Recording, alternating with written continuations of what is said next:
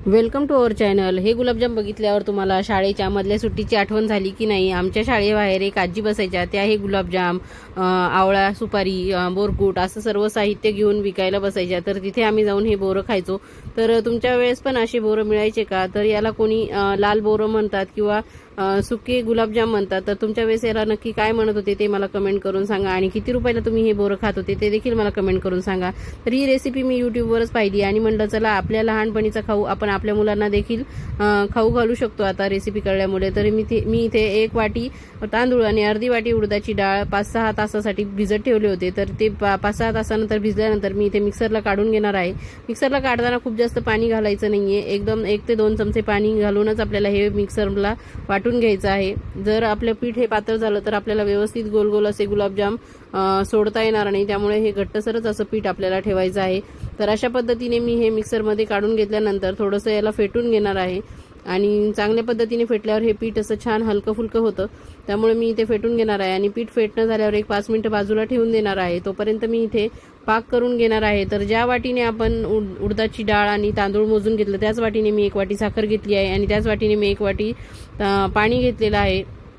तर अशा पद्धतीने हे मी साखर विरघळवून घेणार आहे। आणि पाक आपल्याला खूप जास्त चिकटसर करायचा नाहीये किंवा एकतारी करायचा नाहीये। आपल्या हाताला 2 बोटांना तो पाक असा चिकट लागेल इतकाच आपल्याला तो पाक तयार करून घ्यायचा आहे। म्हणजे कच्चाही ठेवायचा नाहीये आणि फार पक्काही करायचा नाहीये, मधल्या स्टेजमध्ये आपल्याला हा पाक तयार करायचा आहे। असा चिकट लागला की मग तो पाक आपल्याला दुसऱ्या गॅसवर ट्रान्सफर करून ठेवायचा आहे, म्हणजे पाक व्यवस्थित आतमध्ये गुलाबजाम मध्ये शिरेल आणि गुलाबजाम छान रसरस होतील आणि छान आतून जाळीदार देखील होतील। तर त्यामुळे इथे हा पाक आपला तयार झालेला आहे।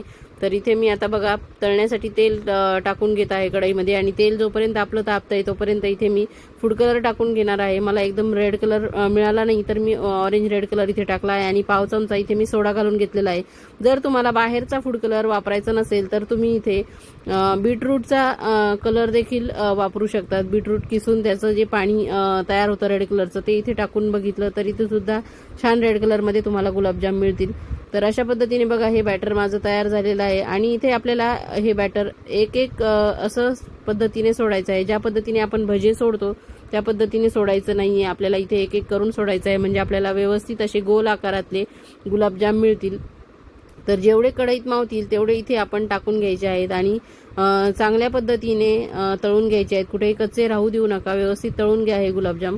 तर अशा पद्धतीने तळून झाल्यानंतर मी हे आता बाजूला जो आपण पाक तयार करून घेतला आहे त्या पाकामध्येच डायरेक्ट हे टाकून घेणार आहे, म्हणजे पाक देखील थोडासा कोमटसर आहे आणि हे जे गुलाबजाम आहे ते देखील गरम गरम आहे। तर अशा पद्धतीने व्यवस्थित त्या पाकामध्ये आपण हे मिक्स करून घ्यायचं आहे, आणि मग ते पाकामध्ये व्यवस्थित मुरले जातील। आणि हे पाकामध्ये मुरेपर्यंत तिकडच्या गॅसवर मी दुसरी बॅच तळून घेतलेली आहे। तर अशाच पद्धतीने एक बॅच तळणं होईपर्यंतच आपल्याला हे पाकात ठेवायचे आहेत, आणि नंतर हे आपल्याला एका प्लेटमध्ये ट्रान्सफर करून घ्यायचे आहेत। प्लेटमध्ये काढल्यानंतर व्यवस्थित ते सुकतात देखील आणि छान मोकळे मोकळे होतात, त्यामुळे मी इथे प्लेटमध्ये काढणार आहे। तर दुसरी बॅच मी तळून घेतलेली आहे ती देखील इथे मी पाकात टाकून घेतलेली आहे। तर माझ्या पद्धतीने तुम्हाला करायचे असतील तर नक्की तुम्ही ट्राय करून बघा, आणि संपूर्ण व्हिडिओ बघा शेवटपर्यंत। आणि रेसिपी आवडल्यास चॅनलला लाईक, शेअर, सबस्क्राईब करा, आणि तुम्ही देखील तुमच्या मुलांना आपल्या लहानपणीच्या शाळेतला खाऊ करून खाऊ घाला।